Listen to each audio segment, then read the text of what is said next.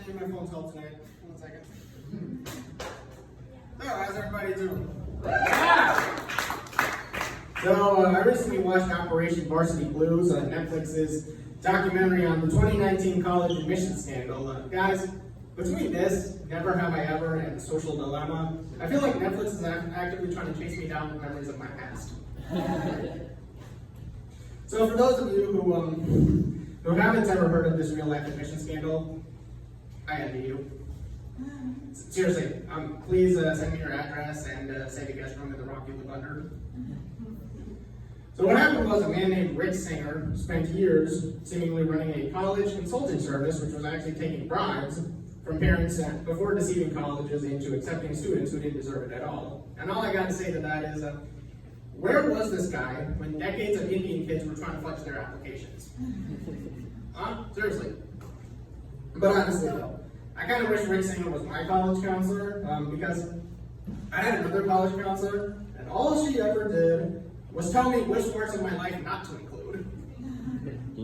So basically my whole life. For example, I kid you not.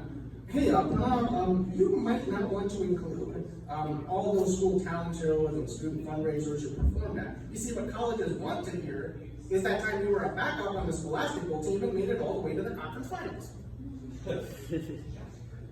I like to think that we would have won if I wasn't running the bench.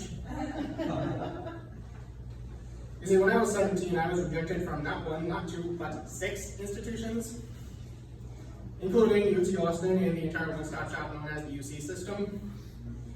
Come on, Mom and Dad. Couldn't you have paid Rick Singer to tell UC San Diego that I'm a competitive swimmer who dreams of becoming the next Michael Phelps? Seriously though, my essay for the UC system was about being a gym teaching assistant who taught freshmen how to swim. But what really did bother me was USC. That was one school where I was really disappointed I did get rejected. So let me get this straight. Surgeons. You knew that I was not a starter on the high school scholastic bowl team, but you actually thought that Aunt Becky's daughter was a starter on Peru. I was actually pretty bummed that they rejected me. I initially, for years, wanted to get into USC since the Bulls drafted USC alum Todd Gibson, which is actually why I was happy for my sister when she got in. But after she and my dad went to LA for a campus tour, she called me up at LAX before coming home and said, literally, what if, trust me, my guy, you didn't miss out on anything. My dad would later tell at a family dinner party, I can't believe so many students paid thousands of dollars to sneak into that junkyard. But guys, how much time do I have left? 1 minute. In all seriousness, I'm proud I attended Purdue. In case you didn't see my hat. Any lunch here tonight? No? Okay. Even though many extended family members of my Indian family aren't.